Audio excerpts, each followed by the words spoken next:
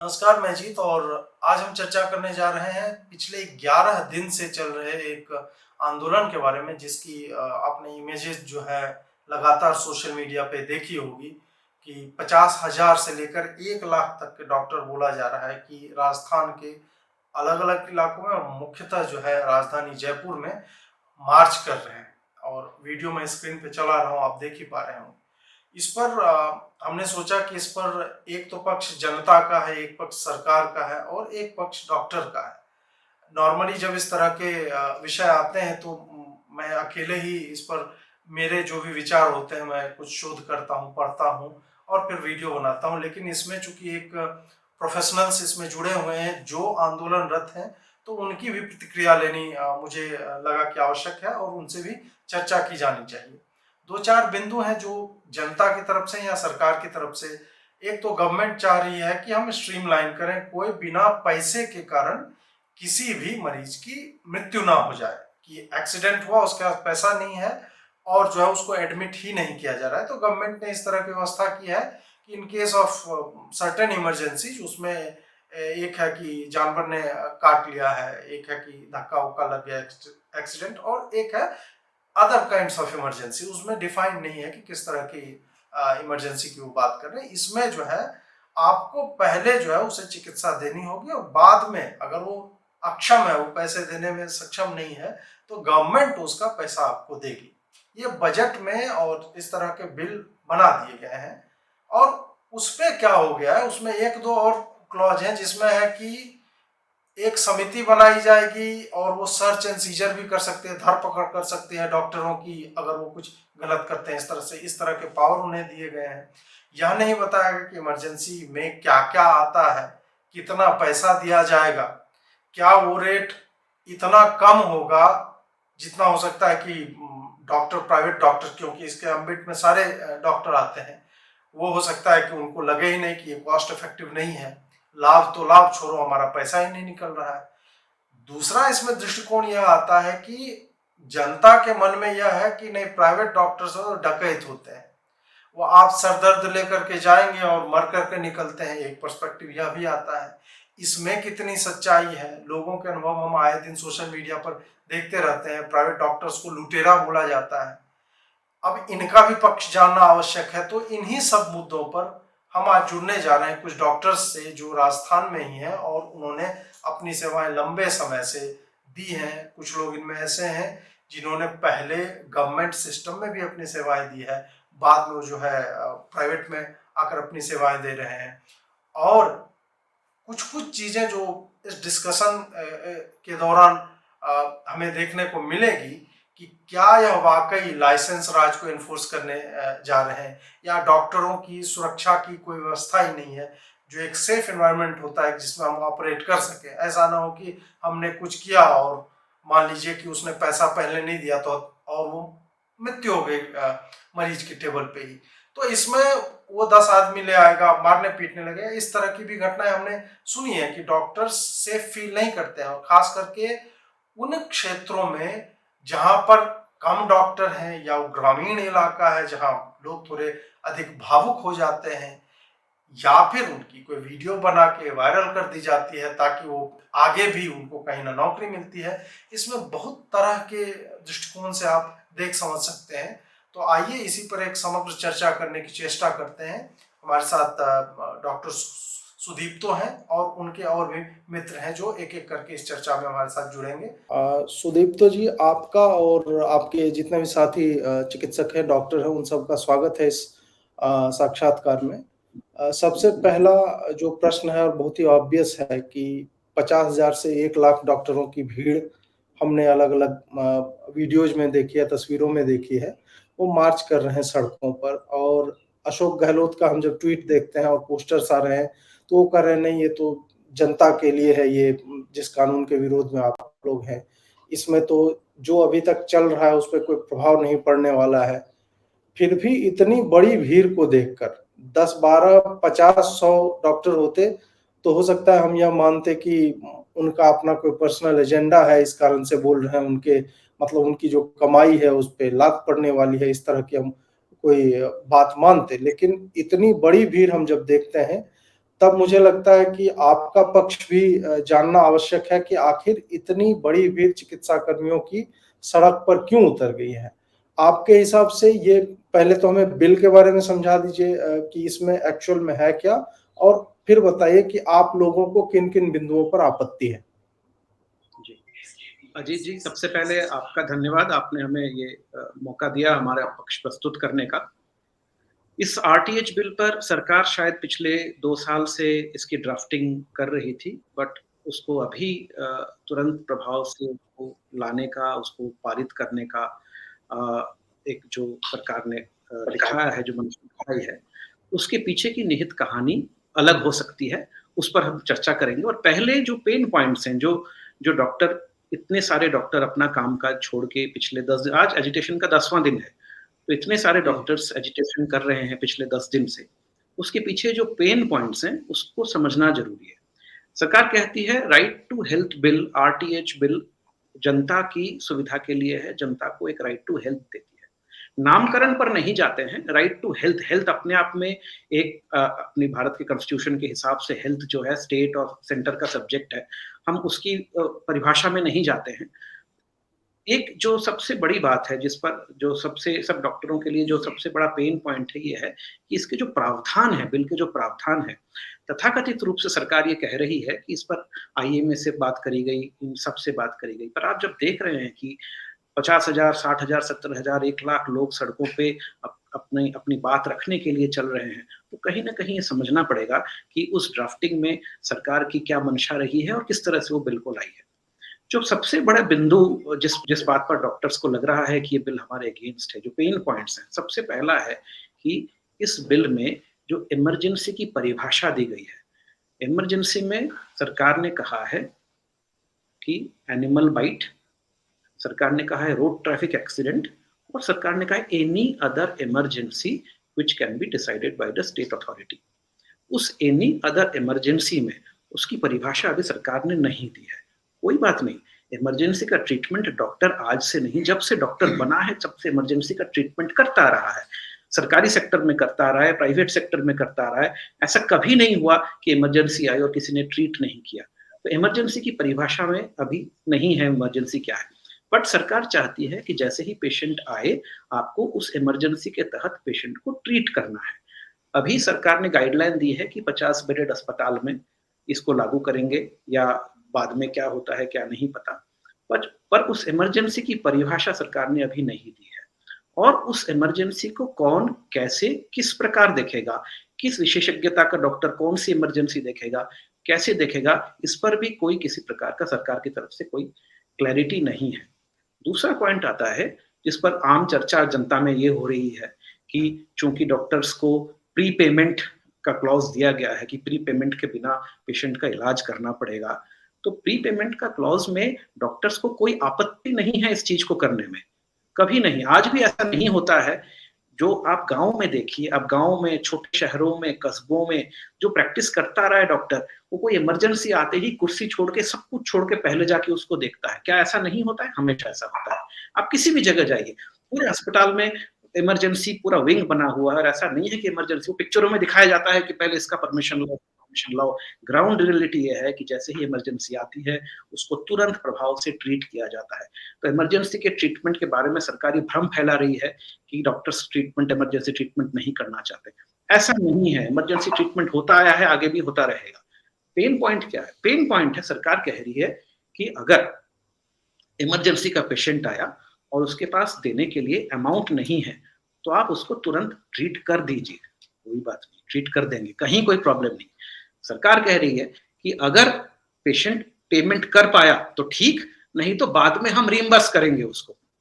बात रिइंबर्समेंट में सिर्फ सरकार हमें ये एश्योरेंस दे दे कि जो रिइंबर्समेंट होगा वो जस्टिफाइड होगा, जस्ट होगा, और उसमें तथाकथित रूप से जिस तरह से, क्योंकि आप जानते हैं ये सरकारों का एक नियम रहा है, या किसी भी जो भी गवर्नमेंट है, या एक लॉ, एक आप देखते हैं चीज को कि कोई भी जब ये ऑक्शन लाते हैं, look for the lowest rates, कहाँ सबसे कम मिल रहा है या क्या, जहां खुद खर्च करना है।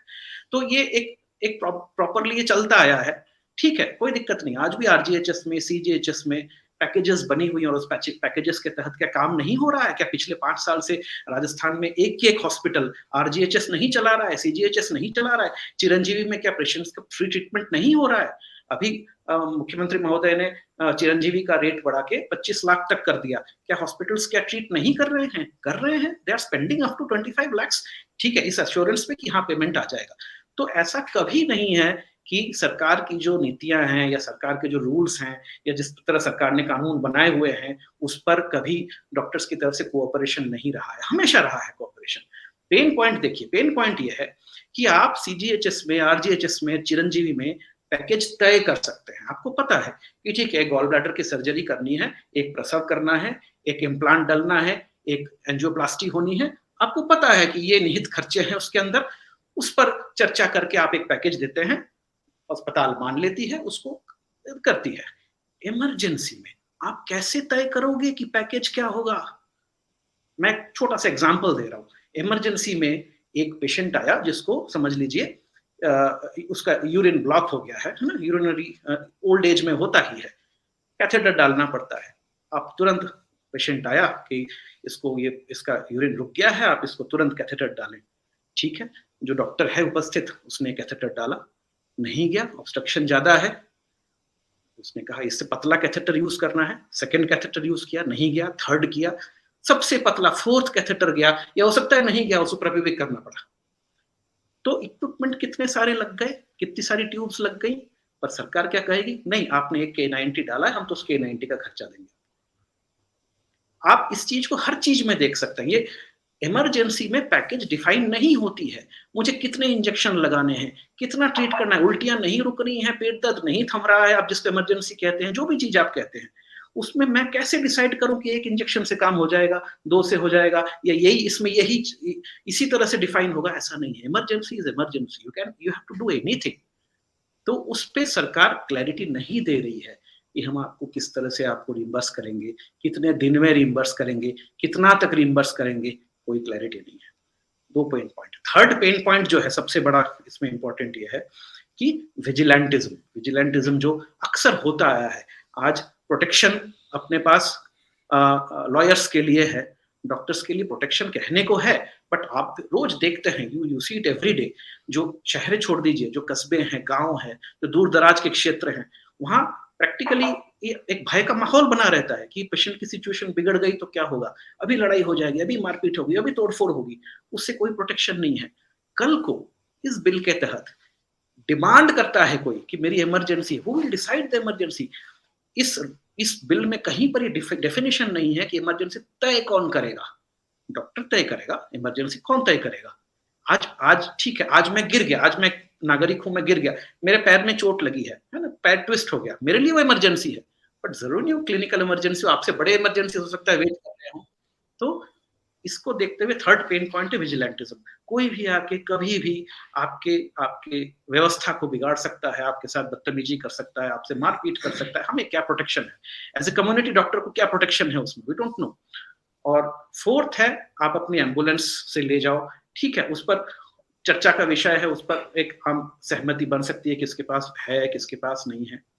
एक मेन पेन पॉइंट इसमें और है कि इसमें सरकार ने कहा है कि डिस्ट्रिक्ट और स्टेट हेल्थ अथॉरिटीज बनाएंगी, कोई बात नहीं, बनाएं, लेकिन उनको क्या राइट दे रही है? वो कभी भी आपके पास आके आपके प्रेमिसेस सर्च कर सकते हैं, आपके डॉक्यूमेंट्स छीन के ले जा सकते हैं, सीजर की राइट्स दी हुई है।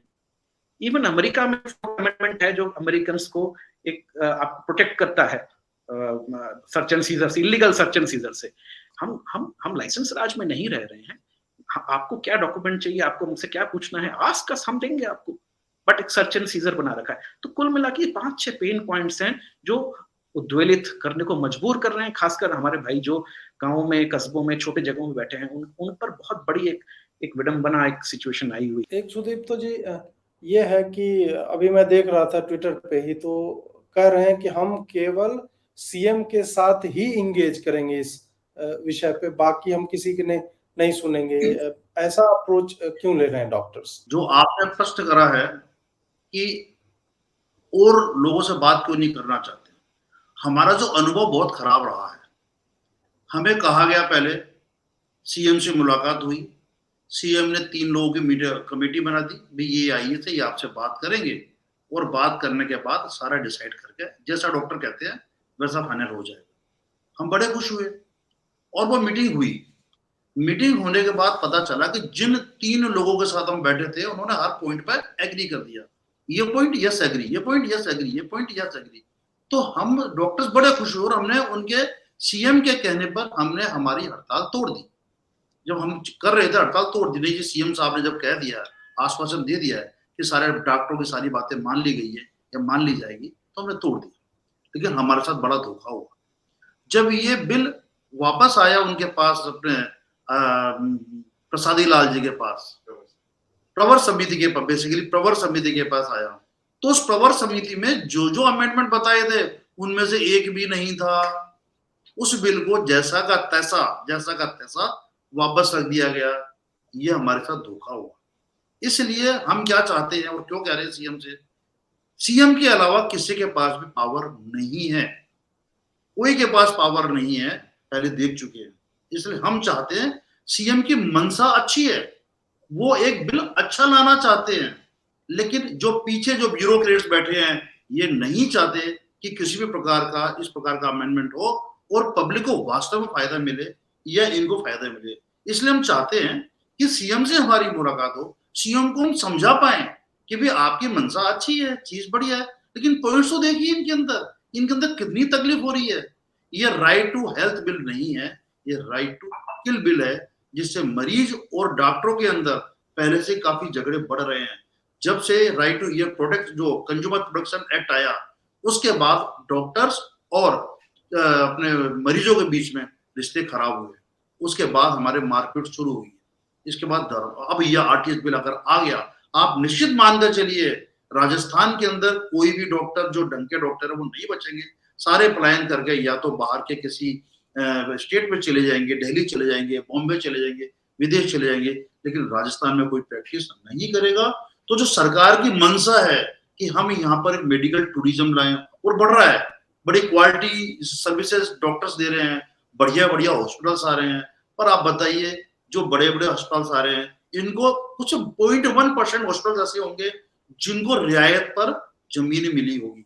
बाकी हमारे जैसे हॉस्पिटल जिन्होंने हायर रेट पे जमीन ली है, आज आप ताज्जुब करेंगे कि हम हमारे बिजली के रेट्स, पानी के रेट्स ग्रह कर सारा का सारा व्यावसायिक दर से दे रहे हैं। कोई हमें ये रियायत नहीं है कि भी अस्पताल है तो उसको कम से कम बिजली वगैरह रियायत दर पर दी जाए। आप हमसे कैसे उम्मीद कर सकते हैं कि यार हमको सारी चीज आप कॉमर्शियल रेट पर दे रहे हैं और फिर हम ये हम सारी चीज फ्री दे? क्या ये संभव है? क्या हम हमारे स्टाफ की जो तनख्वाहें हैं क्या वो निकाल सकते हैं? जो इक्विपमेंट्स इतने महंगे महंगे आते हैं, क्या हम वो सारा पैसा हम लोन पर लेकर आते हैं? और लोन भी आप जो ब्याज दर होती है वो कम नहीं है। तो इसलिए एक आम चिकित्सा के लिए, एक छोटे अस्पताल के लिए, बड़े अस्पताल के लिए, प्राइवेट अस्पताल जिनके पास किसी प्रकार की सरकार ने कोई रियायत नहीं दी है, वो नहीं कर सकते।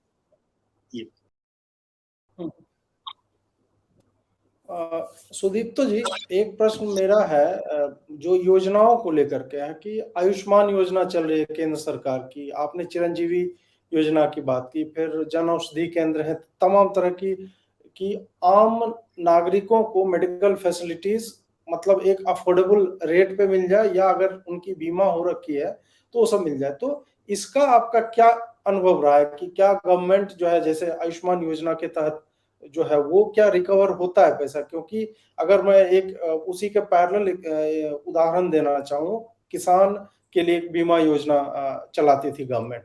बिहार में क्या हुआ कि बीमा के लिए जो प्रीमियम भी है वो बैंक ही एक तरह से पे कर रही थी और उसकी रिकवरी वो कभी कर नहीं पाते थे और ना ही वो फिर बीमा प्रोवाइड कर। पहले था कि ऑटोमेटिकली जो है किसान लगा रहा है, उसका अगर खाता है तो बीमा हो जाएगा इस तरह से।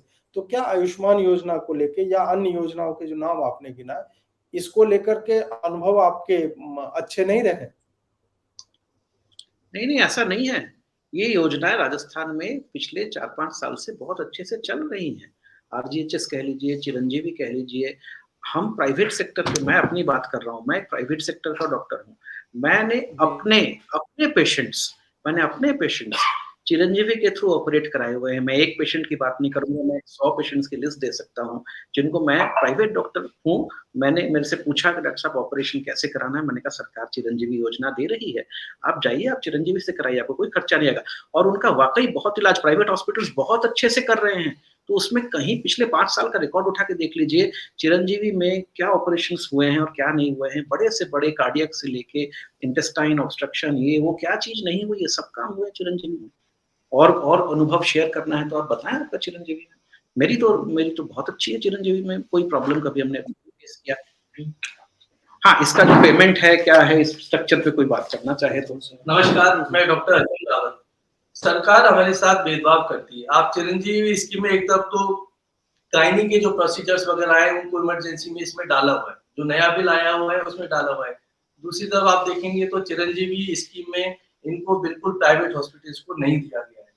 आप ये पैकेज लाके देते हैं, गायनी रिलेटेड इतने सारे कॉम्प्लिकेशंस होते हैं, वो आपको पता ही नहीं चल सकता कब डिलीवरी के दौरान, कब पेशेंट को कोई ऑपरेशन के दौरान कब कॉम्प्लिकेशंस हो जाए, उनको कैसे मैनेज करेंगे। कल को ये बोलेंगे 3,000 रुपए इस पैकेज के लिए हैं और उस हॉस्पिटल का खर्चा 20,000 रुपए का हो जाएगा, तो कैसे आप उसको मैनेज करें। तो ये प्रैक्टिकल एस्पेक्ट्स बहुत सारे, इसीलिए छोटे जगह के डॉक्टर्स बहुत डरे हुए।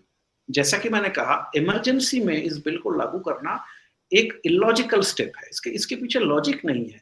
आप प्लान्ड वे में पैकेजेस दीजिए कि हाँ, इस पेशेंट को इस दर पे ट्रीट करना है, और उस पे ऑलरेडी सारे हॉस्पिटल्स कोऑपरेट कर रहे हैं।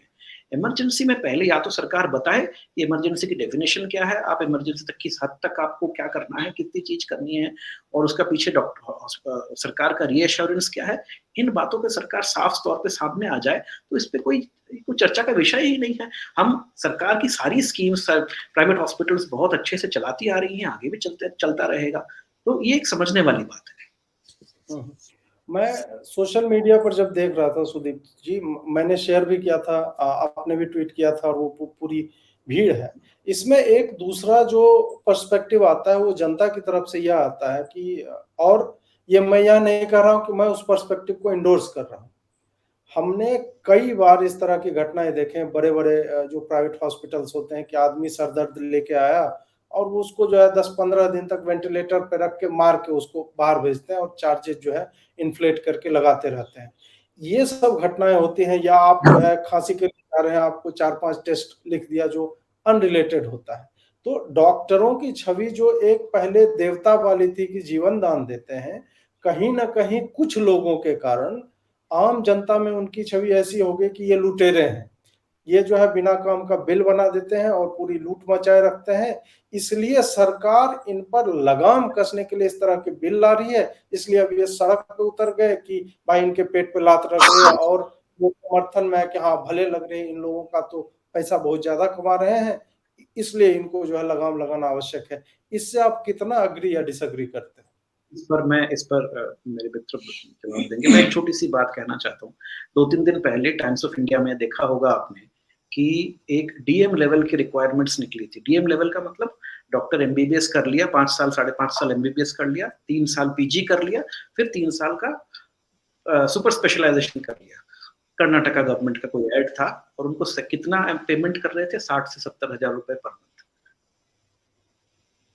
आप समझ रहे, मैं एक पर्सपेक्टिव दे रहा हूँ। देखिए सर, पहली बात तो ये कि कोई भी चिकित्सक, कोई भी डॉक्टर ऐसा नहीं है जो कि जिसको हम ये कहें कि लुटेरा है या लूट रहा है। कई बार समस्याएं ऐसी आ जाती है कि आपने कहा जैसे कोई खांसी का मरीज आ गया, उसको भर्ती कर लिया, वेंटिलेटर पे चले, आप सही कर रहे हैं। आप इसकी गहराई में जाइए, ये एक चिकित्सक समझ सकता है कि उसको प्रॉब्लम क्या हुई है। वो जो एडमिट हुआ पेशेंट खांसी, उसके पीछे कारण क्या रहा है, क्योंकि हार्ट की प्रॉब्लम है, कोई लंग्स की प्रॉब्लम है, क्या प्रॉब्लम है। इसलिए उसको इन्वेस्टिगेट करके उसको एडमिट करा गया। पता चला कि एडमिट होते होते उसके जो पांच जो पुरानी जो बीमारियां थी वो एग्रेसिव हो गई, और एग्रेसिव इतनी हो गई कि ये पेशेंट को वेंटिलेटर पर रखना जरूरी है, और उसको वेंटिलेटर पर रखा गया।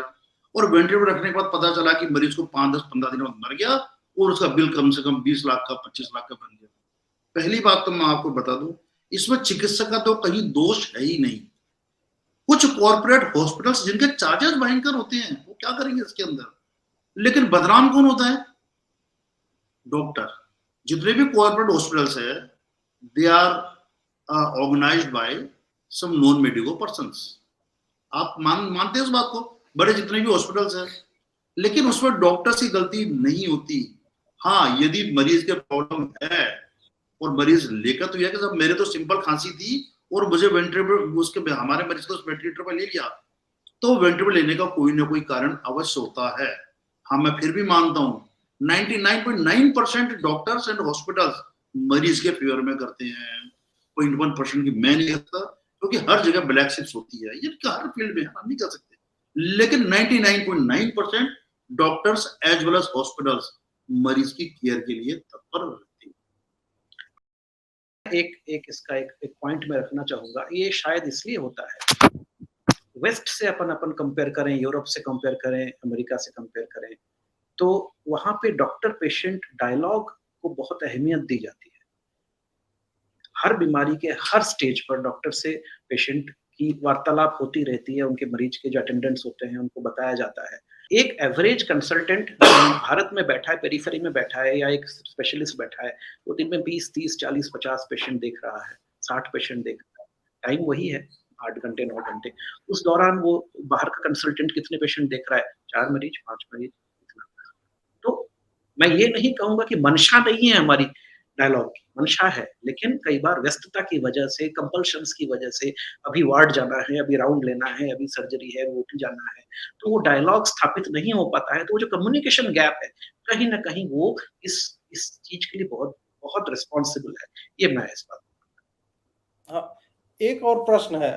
आपने जो ये बोला कि एक तरह से पॉपुलेशन भी हमारी अत्यधिक है, और जो भी चाहे प्राइमरी हेल्थ सेंटर्स हो, कम्युनिटी हेल्थ सेंटर्स हो, और ये मैं गवर्नमेंट सिस्टम की बात कर रहा हूँ, और इनफैक्ट प्राइवेट हॉस्पिटल्स भी जो भी है। मैं बिहार से आता हूँ, बेगूसराय से, तो वहाँ भी और मेडिकल के मामले में हमारा डिस्ट्रिक्ट जो है काफ़ी, आप कह सकते हैं बिहार के 2-3 आगे के जिलों में आता है जहाँ अच्छी मेडिकल फैसिलिटीज़ हैं। लेकिन वहाँ मैंने देखा है कि छोटे-छोटे क्लिनिक में भी भीड़ बहुत अधिक होती है। तो आपका ये पॉइंट है कि हाँ, संवाद उस तरह से स्थापित नहीं हो पाता है, और पूरी चीज़ उतनी क्लैरिटी के साथ समझाने में या तो सक्षम नहीं होते हैं, या उनको यह भी लगता है कि इनको हो सकता है समझा नहीं पाऊँगा। हो सकता है कि भाषा की समस्या हो, समय की समस्या हो, क्योंकि ऑब्वियसली आपने क्लिनिक बनाया है, आपने लाखों करोड़ों के इक्विपमेंट्स खरीदे हैं, तो आपको वो रिकवर भी करना है, मेडिकल फैसिलिटीज़ भी देनी है, लोगों को ठीक भी करना है। तो उसमें कहीं न कहीं ये लगता है कि ये वाला पोर्शन जो है कि हम कितना अधिक उनको समझाएँ, वो थोड़ा पीरियड जो है शॉर्ट हो जाता है। तो एक तो यह मुझे बताइए कि सरकार का जो ये तंत्र है गवर्नमेंट का, और एक संभवतः आप और इस पर भी चर्चा कर सकें कि जो मेडिकल सीट्स बच्चे पाते हैं, और उसके बाद उनको मैंडेटरी संभवतः सर्विसेज देने होती है इंटीरियर इलाकों में जाकर।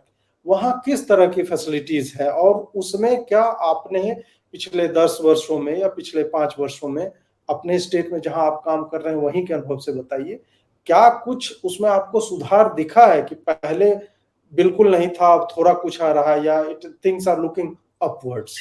मैंने दोनों फील्ड पे काम किया है, गवर्नमेंट में भी काम किया है, प्राइवेट भी मैं कर रहा हूँ।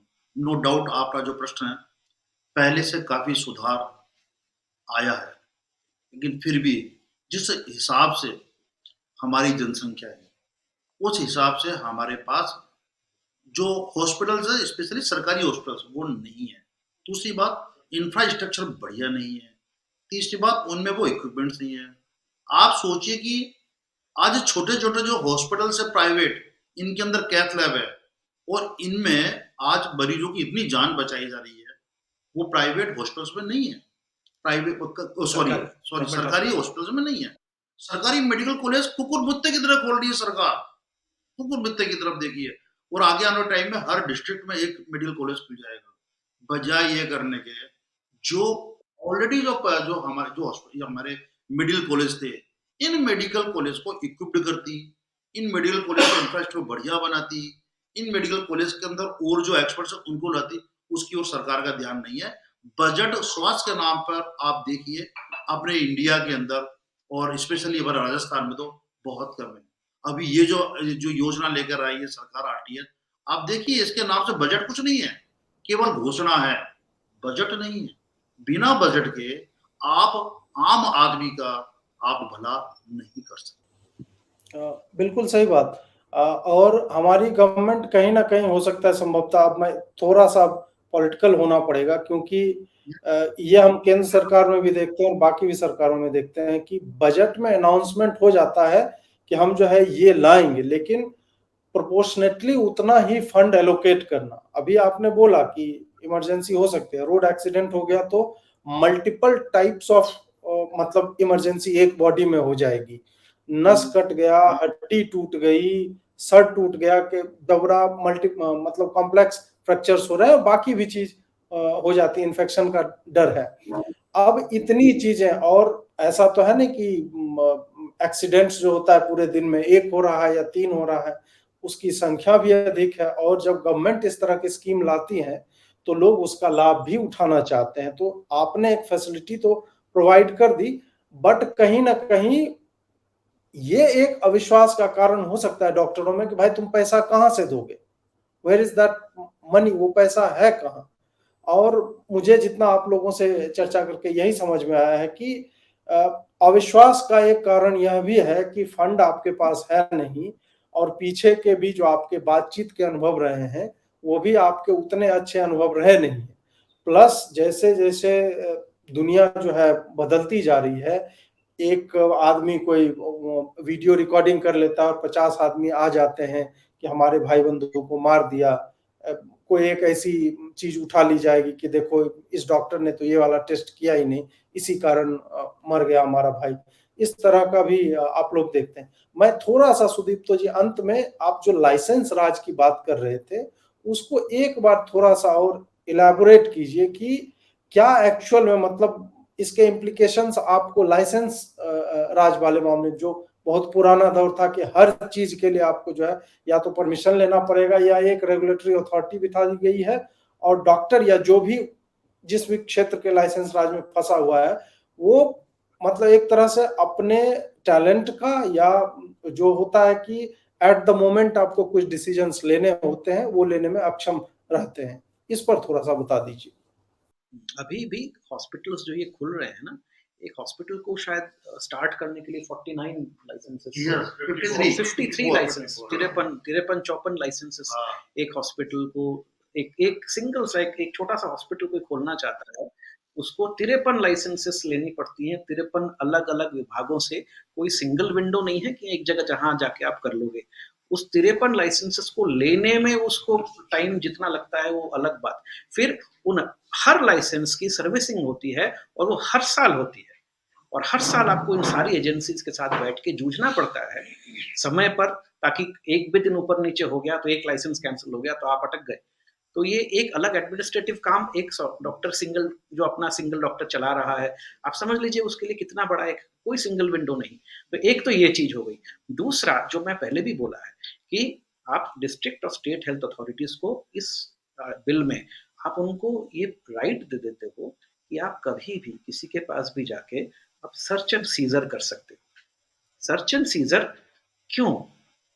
डॉक्टर कोऑपरेट करेगा, डॉक्टर के पास सारे डॉक्यूमेंट्स हैं, डॉक्टर डॉक्यूमेंटेशन रखता है, सर्च एंड सीजर की जरूरत क्या है? और दूसरी बात, जो कमेटी अभी तो ये पता ही नहीं है कि जो स्टेट कमेटी है, डिस्ट्रिक्ट कमेटी कब बनेगी, क्या बनेगी, लेकिन बताया ये गया है जो अभी तक जो डॉक्यूमेंट में है उसके अंदर प्रधान होगा, उसमें सरपंच होगा, उसमें ये आपका वार्ड पंच होगा, राइट, ऊपर के अंदर कलेक्टर होगा। डॉक्टर में कौन होगा? सरकारी डॉक्टर। कौन? सीएमएचओ या डिप्टी सीएमएचओ। होना ये चाहिए था। आज मान लीजिए कोई कैजुअलिटी होती है, कोई प्रॉब्लम होती है उसके मेडिसिन के मामले में, तो उसके लिए जो एक्सपर्ट हमारे ऑलरेडी हैं, 3 जनों की कमेटी बनाई है। कहीं आज ऐसा होता है कि मान लीजिए प्राइवेट हॉस्पिटल मेरा है और उसमें कोई पेशेंट एक्सपायर हो गया कोई सर्जरी के कारण से, तो जो हमारा डिस्ट्रिक्ट हॉस्पिटल है उसमें 3 जनों की कमेटी बनती है। उस कमेटी में एक मेडिसिन वाला होता है, एक सर्जरी वाला होता है, एक फोरेंसिक वाला होता है, होते एक्सपर्ट्स है ना। ये देखते हैं कि इस डॉक्टर की गलती रही है नहीं रही है। अगर गलती है तो ठीक है, पनिशमेंट मिलना चाहिए, और गलती नहीं है तो पनिशमेंट नहीं मिलेगा। पर अगर ये सरपंच और पंच इनको आप अधिकार दे दोगे तो इनको कोई इस प्रकार का नॉलेज है क्या? इनके पास केवल एक ब्लैकमेलिंग का रहेगा कि ना, इनसे डर लगा रहेगा कि पता नहीं कब आकर मेरे अस्पताल पर धावा बोल दे, मेरे को नोटिस पकड़ा दे, मेरे हरेसमेंट होता रहे, मैं उस नोटिस का जवाब देता रहूं, फिर पता चला कि यहाँ से तो मैं क्लियर हो गया, लेकिन आगे उसको स्टेट लेवल पर उन्होंने भेज दिया। अब स्टेट लेवल में मेरा टाइम खराब करके है, मैं वहां जाता फिरूं, मैं फिर हाथ जोड़ी करता फिरूं, अरे भी मेरी गलती नहीं है इसके अंदर। तो वो हरेसमेंट जो होगा ना आर्टिस्ट आने के बाद, ये जबरदस्त हरेसमेंट डॉक्टर साहब। जहां तक मैं समझ रहा हूँ एक तरह से इस बिंदु पे जो अभी सर ने बोला वो यह है कि जिन लोगों को ज्ञान नहीं है, क्योंकि हम इसका एक पैरेलल और देखते हैं शिक्षा व्यवस्था में है, बिहार में है और मुझे पता नहीं राजस्थान में है कि नहीं। ग्राम समिति एक बनती है जो गांव में जो भी स्कूल हैं उसमें मिड डे मील में क्या जाएगा, अगर कुछ कंस्ट्रक्शन होना है वो कौन तय करेगा, यहाँ तक कि कौन टीचर आ रहा है नहीं आ रहा है, इस तरह की भी चीजों में उस समिति का बहुत बड़ा हाथ होता है। और इसके कारण कई अच्छे अच्छे शिक्षक जो है ट्रांसफर लेके दूसरे गांव चले जाते हैं, क्योंकि उनकी ग्राम समिति के साथ अगर मतलब ठीक से नहीं बैठ पा रहा है उनका सामंजस्य, तो वो जो उनको त्रस्त कर देते हैं। तो ये बात तो मुझे भी, मैं भी इससे सहमत हूं कि जब अगर या तो आप बताइए कि कम्युनिटी में कौन लोग होंगे, ये जो है हो जाना चाहिए। आप इसको वेग नहीं रख सकते कि नहीं भाई एक हम कमिटी बना देंगे। और दूसरी बात जो आपने सुदीप्तो जी बताई कि सर्च एंड सीजर का क्या पर्पस है, सही बात है, अभी भी तो हो रहे हैं, अभी भी एक्सीडेंट होता है, खाली मॉनेटरी है ना कि गवर्नमेंट बाद में देगी और यहाँ पे कोई पहले ही दे रहा, उसमें भी सेम प्रोसेसेस हो रहे हैं, उसमें भी हो सकता है कि मरीज मर जाए, हो सकता है कि मरीज अच्छा होके 10 दिन बाद 20 दिन बाद निकले। तो इन दोनों में ही जब मेडिकल प्रोसीजर सेम है तो फिर सर्च एंड सीजर की क्या रिक्वायरमेंट है। तो यह मुझे लगता है कि आपके जितने भी पॉइंट्स मैंने सुने लगभग सारे ही वैलिड है। और अगर ये वीडियो पहुंचता है उन लोगों तक जो भी लोग इसमें इन्वॉल्व हैं, तो मेरी यही मतलब इच्छा है कि वो लोग इस बात को सुने और आपके जो भी आपका रिप्रेजेंटेशन है जो वहां मिलने भी जा रहा है उन लोगों से, और आप लोगों के थ्रू, ऐसा तो है नहीं कि एक इंटरव्यू आप यहाँ दे रहे हैं, हो सकता है कि आपके साथी जो भी इस आंदोलन में हिस्सा रहे वो और भी कहीं पे बोल रहे होंगे और भी चर्चा इस बात पर हो रही हो, तो वो सुने और समग्र रूप से इस पर समझ करके और इस पर एक निर्णय ले, ताकि जनता का अगर लाभ आपकी मंशा है तो उसके लिए बजट आप बताइए कि कहाँ से आएगा।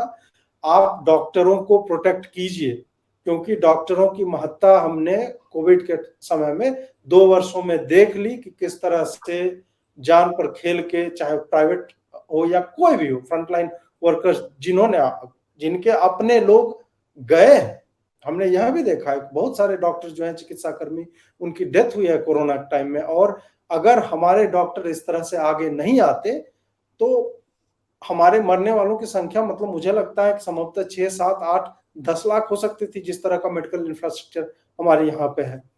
सुदीप्तो जी अगर आप कुछ और ऐड करना चाहें ऐड कर सकते हैं। बस मैं इतना ही कहूंगा कि as a community, as a profession, हम बिल्कुल जानते हैं कि हमारी स्ट्राइक की वजह से जनता को अभी तकलीफ हो रही है। हमें इस बात का हार्दिक, इस बात की संवेदना हमें है, हम अछूते नहीं हैं उस चीज से, इंसान है, ऐसा नहीं है कि हमें नहीं पता क्या क्यों हो रहा है।